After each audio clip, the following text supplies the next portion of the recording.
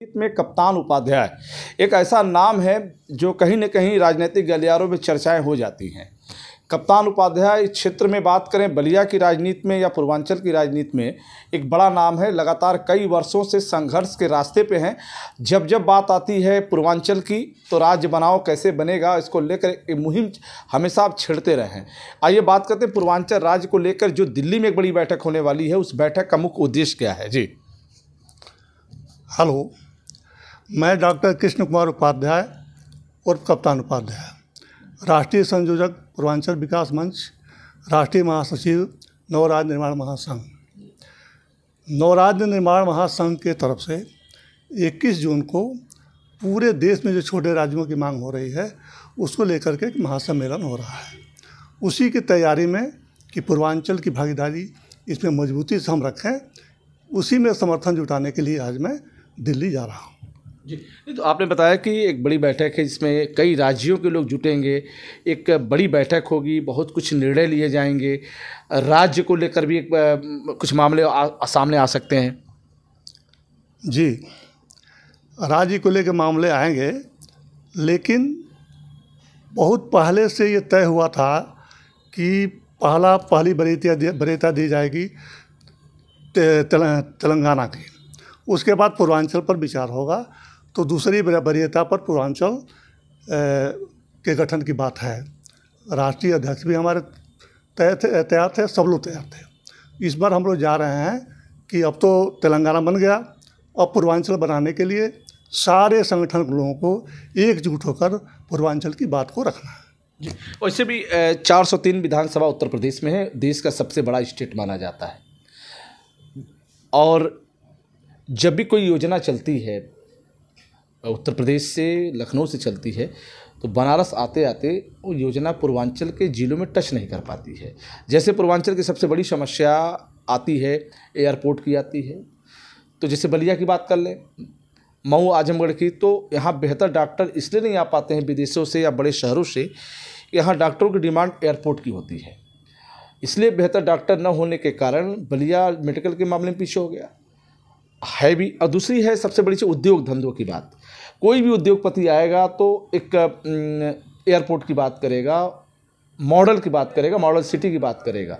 लेकिन कहीं ना कहीं बात विपक्ष भी कहता है और सामाजिक संगठन के भी लोग कहते हैं, आप भी कहते हैं कि पूर्वांचल राज्य बनेगा तभी पूर्वांचल विकसित होगा। अब पूर्वांचल डेवलपमेंट होगा, उद्योग के मामले में, मेडिकल के मामले में, एजुकेशन के मामले में पूर्वांचल राज्य बनाना बहुत ज़रूरी है। आपने भी कहा, इस पर क्या कहेंगे आप?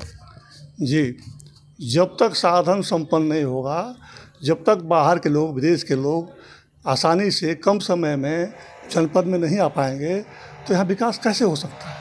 जैसे कहीं दिल्ली से किसी डॉक्टर को बुलाना हो, लखनऊ से बुलाना हो, तो एयरपोर्ट आता, तुरंत आते, यहाँ करके इलाज करके चले जाते। बनारस से आना होता चले आते, कहीं से आ जाते। यहाँ पर एयरपोर्ट है नहीं। हमारे जितने बड़े साथी लोग हैं जो बाहर के हैं, किसी कार्यक्रम में आते हैं, कहते हैं जितना हम लोगों को आने में समय लगता है बनारस एयरपोर्ट पर, उससे ज़्यादा कई गुना समय लग जाता है बनारस से बलिया आने में। इसलिए हम लोग सोच समझ के आ नहीं पाते हैं, कितना समय कहाँ से बर्बाद करेंगे। तो जब एयरपोर्ट बन जाता तब तो देश विदेश के पूंजीपति दौड़ के आते, सारे लोग आते, डॉक्टर आते, सारी चीज़ें होती और अपने आप डेवलपमेंट यहाँ शुरू हो जाता। लेकिन यहाँ पर एयरपोर्ट नहीं है। अब आज हम लोग जा रहे हैं दिल्ली, हम सफ़र है, अच्छी ट्रेन थी, अब वो 2 बजे चलने वाली थी, अभी उसका पता ही नहीं कि 5 बजे चलेगी, 6 बजे चलेगी। अब बताइए कि जब इतना समय किसी के पास होगा, कहाँ से काम कर पाएगा, कहाँ से विकास हो पाएगा? बात होती है बड़े बड़े विकास की, पूर्वांचल की। प्रधानमंत्री जी भी आते हैं तो कहते हैं कि पहले अब पश्चिम की तरह से पूरब का विकास होगा। केवल भाषण हो जाता है, काम कुछ नहीं होता है। यहाँ पर सारी घोषणाएं होती हैं। सबसे ज़्यादा बलिया का सबसे ज़्यादा जो पिछड़ा क्षेत्र है वो स्वास्थ्य का क्षेत्र है। कप्तान जी, मैं एक बात करना चाहता हूँ। जब उत्तर प्रदेश में जब विधानसभा के चुनाव होते हैं, लोकसभा चुनाव होते हैं, तो जब नेता पब्लिक के सामने होता है, वोट की जब झोली फैला के वोट मांगता है कोई भी नेता, कोई भी प्रत्याशी, तो बहुत सारे वादे होते हैं। बलिया हमेशा वादों पे चलता है। लेकिन जब मतदाता जागरूक होता है, जब वोट करता है, तो वही नेता फिर वो अपने वादे से मुकर जाते हैं। आप पूर्वांचल राज आज से नहीं, मुझे लगता है 25 सालों से मैं देख रहा हूँ आप राज बनाने की बात कर रहे हैं। जी, 1991 से, तो काफ़ी लंबा समय हो गया। दूसरी बात ये आती, 34 साल हो गए, 34 सालों से आप संघर्ष कर रहे हैं पूर्वांचल राज्य को लेकर। बिहार 243 सीटों पर रहा। बिहार जिस तरीके से तेज़ी से ग्रोथ कर रहा है, उत्तर प्रदेश उसका डबल है, 403 विधानसभा है। तो जब पूर्वांचल के जो आपके 27 जनपद के बात करते हैं, करीब 150 सीटें हैं पूर्वांचल में, 150 विधानसभा, लगभग 150 विधानसभा और 27 लोक जनपद की बात आती है। जी, 27 जनपद की बात आती है, करीब 150 विधानसभा की बात आती है। ये स्टेट क्यों बनना जरूरी है, पूर्वांचल राज्य क्यों बनना जरूरी, इस पर बहस हो। जिस तरह से अभी कहा जा रहा है, परसीमन हो रहा है देश का कि एक सांसद 5 कंस्टिट्यूंसी को कंट्रोल नहीं कर सकता है, तो एक मुख्यमंत्री 403 कंस्टिट्यूंसी को कैसे डील कर लेगा, कैसे यहाँ प्रशासन ढंग से चल पाएगा, कैसे कंट्रोल कर पाएगा पूरे उत्तर प्रदेश को। इसलिए इसका बंटवारा ज़रूरी है। जब तक बंटवारा नहीं होगा तब तक यहाँ का विकास नहीं होगा। और मेरा दावा है, बड़े बड़े पूंजीपति जो हमारे विदेशों में हैं, पूर्वांचल के रहने वाले, बलिया के रहने वाले, वो कहते हैं कि आज अगर पूर्वांचल का गठन हो जाए तो हम लोग सारे उद्योग धंधे जो जा करके हम लोग सऊदीया में लगाए हैं, दुबई में लगाए हैं, हम नोएडा में लगाए, हम बलिया में डालेंगे। लेकिन जब यहाँ पर विकास के लिए कोई व्यवस्था ही नहीं है, कोई साधन ही नहीं है, न एयरपोर्ट है, न बढ़िया ट्रेन है, अब तो रोड बनना शुरू हुआ है, पता न कब तक बन पाएगा, इसलिए हमारे पूंजीपति नहीं आ पाते हैं, कहाँ से विकास हो पाएगा।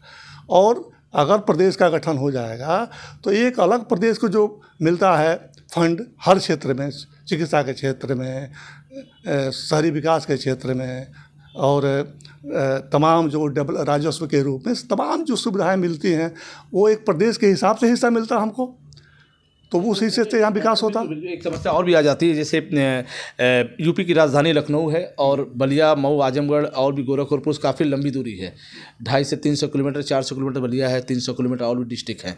इसकी एक बात आई थी कि यदि पूर्वांचल राज्य की बात होगी तो इसकी राजधानी प्रयागराज भी हो सकती है, सारनाथ भी हो सकती है। इस पर भी आया कि बीच बीच में बहुत सक्रिय आप लोग थे। 1991 से बात करें, 34 सालों में कई सरकारें आई गई, मुलायम सरकार आई।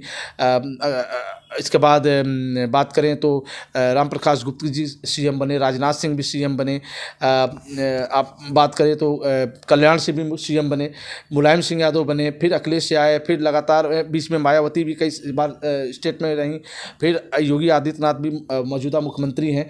इतने 1991 से लेकर अब तक 2025 तक आप जो बता रहे हैं 34 सालों से आंदोलन चला, और 34 सालों में कई सीएम आए, कई सरकारें बनी, कई सरकारें गई, इसके बाद भी आप की मांगें पूरी नहीं हुई और आप सक्रिय मूवमेंट में कोई आंदोलन नहीं चला पाए।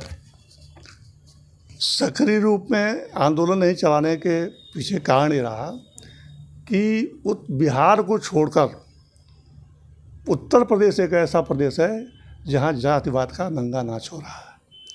यहाँ कुशवाहा की अलग पार्टी है, राजभर की अलग पार्टी है, चौहान की अलग पार्टी है, पटेल की अलग पार्टी है। उनको किसी डेवलपमेंट से, प्रदेश के विकास से, बंटवारे से कहो बहुत कुछ लेना देना नहीं है। उनको अपनी बिरादरी का नेता होना चाहिए। जब सारे लोग बिरादरी में बट जाएंगे, उनकी प्राथमिकता बिरादरी हो जाएगी, तो फिर विकास की बात होगी कहाँ से। लेकिन चूँकि हम लोगों का मानना है, मेरी धारणा है कि जब तक पूर्वांचल राज्य का गठन नहीं होगा तब तक यहाँ का समुचित विकास हो नहीं सकता है। तमाम लोग बोलते हैं कि विकास होगा, ये हो रहा है, लेकिन कहीं कुछ नहीं हुआ। जब तक इसका अलग स्टेट नहीं बनेगा, इसका समुचित विकास हो नहीं सकता। स्टेट कैसे बनेगा? ना कोई सीएम के यहाँ कोई जा रहा है, ना कोई प्रधानमंत्री के यहाँ जा रहा है, ना सरकार के पास जा रहा है, ना कोई डिमांड कर रहा है, ना कोई बड़ा आंदोलन हो रहा है, ना कोई बड़ा कार्यक्रम हो रहा है पूर्वांचल राज्य को लेकर। अब आपको बताएं, 1991 में मैंने बनारस में इसका गठन किया था, और उस समय पूर्वांचल के जो बड़े बड़े ज़िले, आजमगढ़, गोरखपुर, बनारस, जौनपुर, मिर्ज़ापुर, भदोही, सारे वहाँ के अच्छे अच्छे जो लीडर थे वो मेरे साथ थे, और उनका गठन करके एक अच्छा प्रदर्शन किया गया था। जनपद में भी बहुत प्रदर्शन किया गया। लखनऊ में मैं बहुत ज़बरदस्त प्रदर्शन करके और मायावती पर दबाव बनाया कि आपने कांसीराम के पुण्यतिथि पर आपने घोषणा किया था कि पूर्वांचल का हम गठन करेंगे, तो आपको करना चाहिए। आप उनके साथ अपने गुरु के साथ ही आप धोखा कर रहे हैं। तो उन्होंने अपने विधानसभा से प्रस्ताव पारित करके भेज दिया, और कांग्रेस लोगों ने मांगा था कि अगर आप चाहते हैं कि प्रदेश का बंटवारा हो तो आप प्रस्ताव पास करके भेजिए, हम इसको मानेंगे। और वहाँ गृह मंत्रालय से सहमति भी मिल गई। 8 क्वेश्चन आए, उसमें मुख्य था कि आपके कितने ज़िले हैं, पूर्वांचल में या अन्य जो आप बंटवारा कर रहे हैं, फिर उसमें जो खर्चे आएंगे उसमें उत्तर प्रदेश सरकार की भूमिका क्या रहेगी, उसकी राजधानी कहाँ रहेगी, इसी तरह से तमाम 8 क्वेश्चन आए थे। लेकिन दुर्भाग्य रहा कि मायावती की सरकार चली गई और उसके बाद भारतीय जनता पार्टी की जब समाजवादी पार्टी तो इसका विरोध करती है कि बंटवारा नहीं होगा, लेकिन बसपा चाहती है, कांग्रेस भी चाहती है। भाजपा के लोग कहते थे कि हम लोग छोटे राज्यों के पक्षधर हैं। हम लोग उम्मीद लगाए हुए थे कि अब तो भाजपा की सरकार बन गई सेंट्रल में, अब हम लोगों की मांग पूरी होगी, आश्वासन मिलता रहा, लेकिन धरातल पर कोई बात आई नहीं। फिर हुआ वैसे भी बात करें भारतीय जनता पार्टी की, आप देखे होंगे कि आरएसएस का एक चलता है प्रांत, गोरखपुर एक प्रांत, गोरखपुर, हाँ, काशी प्रांत। तो जब ये प्रांतों का बंटवारा कर दिए तो पूर्वांचल का क्यों नहीं कर पा रहे? संघ के लोग बार बार कहते हैं कि हम लोग तो पहले ही से बंटवारा कर चुके हैं, काशी प्रांत, अवध प्रांत, ब्रज प्रांत करके सब अलग अलग कर चुके हैं। इसका बंटवारा होना चाहिए। बार बार दबाव बनते हैं सरकार पर, लेकिन सरकार पता ना, हम लोग एक बार दबाव भी बनाए तो एक जवाब मिला कि देखिए पूर्वांचल की मांग तो ठीक है, लेकिन अगर आपकी मांग हम लोग अभी मान लें तो पूरे देश से जो छोटे राज्यों की मांग आ रही है वहाँ आंदोलन खड़ा हो जाएगा, हम उसी को कंट्रोल करने में लग जाएंगे। हमने कहा कि अब इसके लिए तो हम लोगों की मांग को दबाना ठीक नहीं है। तो हम लोगों की मांग, ये बात जैसे आप भी कहते हैं कि उत्तर प्रदेश सबसे बड़ा राज्य है देश का, 403 विधानसभा वाला कोई राज्य नहीं होगा। अब ये परसिमन के द्वारा 500 से ऊपर जा रहा है, 100 यहाँ लोकसभा हो जाएगी। तो अब तो बाध्य होकर के इन लोगों को बंटवारा कर देना चाहिए कि जहाँ आपके 10 पूर्वांचल में 100 हो जाएंगे लोकसभा, पूर्वांचल नहीं, पूरे उत्तर प्रदेश में 100 अगर लोकसभा हो जाएगा और यहाँ पर तो उसके हिसाब से भागीदारी बढ़ेगी ना हमारी। और विधायक जो आप सवा 100-150 बोल रहे हैं वो 200 के पार चली, पूर्वांचल में चली जाएगी। तो 200 MLA की विधानसभा तो प्रदेश में, पूरे देश में खोजिए तो 2, 4, 5 मिलेगी। भाई कहीं 25 है, कहीं 50 है, कहीं 100 है, कहीं ऐसे ही तो है। तो इन लोगों को बाध्य होकर के पूर्वांचल को बांट देना चाहिए, उत्तर प्रदेश को बंटवारा कर देना चाहिए, नहीं तो इसी उत्तर प्रदेश के विकास में बाधाएं आ रही है, विकास संचित हो नहीं पा रहा है। और ख़ास तौर से हम लोग पूर्वांचल की बात करते हुए भी बलिया का जो योगदान है आज़ादी की लड़ाई से लेकर जितनी भी लड़ाइयाँ छेड़ी हैं, चाहे आज़ादी की लड़ाई हो मंगल पांडे से लेकर चित्तू पांडे तक, जब लोकतंत्र खतरे में आया जयप्रकाश नारायण, जब हमारे मंडल आयोग की बात आई राजा मंडल विश्वनाथ प्रताप सिंह, तो जब कभी भी सीमाओं की बात आई बीर अब्दुल हमीद, सारे पूर्वांचल लोग जी जान से लगे रहे। तो हम लोग तो मांग करते हैं कि देश में पूर्वांचल को और खास तौर से बलिया और दूसरे पर गाजीपुर को एक मॉडल जिला घोषित करना चाहिए और इसका ढंग से विकास करना चाहिए कि एक नमूने के रूप में देश में खड़ा होना चाहिए।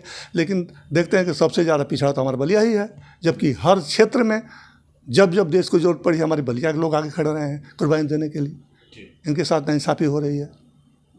तो दोस्तों हमारी बात हो रही थी कप्तान उपाध्याय से। इस वक्त मैं आरती होटल में हूँ और पूर्वांचल राज्य कैसे बने, पूर्वांचल राज्य में कितने सीटें हों, पूर्वांचल की राजधानी कहाँ हो, सरकार पूर्वांचल राज्य को लेकर क्या करेगी, ये सारे बिंदुओं पर बात हुई। जो आगामी जैसा आपने बताया कि 21 जून को जो दिल्ली में जो बड़ी बैठक होने जा रही है छोटे राज्यों को लेकर, उसमें सबसे बड़ा मुद्दा पूर्वांचल राज्य को लेकर होगा। एक बड़ी बैठक उसको लेकर पूरी तैयारी है। इस सिलसिले में कप्तान उपाध्याय मेरे साथ हैं। आज वो दिल्ली रवाना हो रहे हैं और उससे कार्यक्रमों को लेकर, तैयारियों को लेकर के 21 जून को क्या हो सकता है कि हम सरकार से कैसे डिमांड करें और सरकार से पूर्वांचल राज्य को लेकर किस तरीके से अपनी मांग रखें, इसको लेकर एक बड़ा आंदोलन अब एक बात करें तो पूर्वांचल राज्य को लेकर होने जा रहा है। फिर हम आपसे जुड़ेंगे, तब तक रहता ही जुड़े हमसे बलिया से। मैं रोशन जायसवाल, नमस्कार।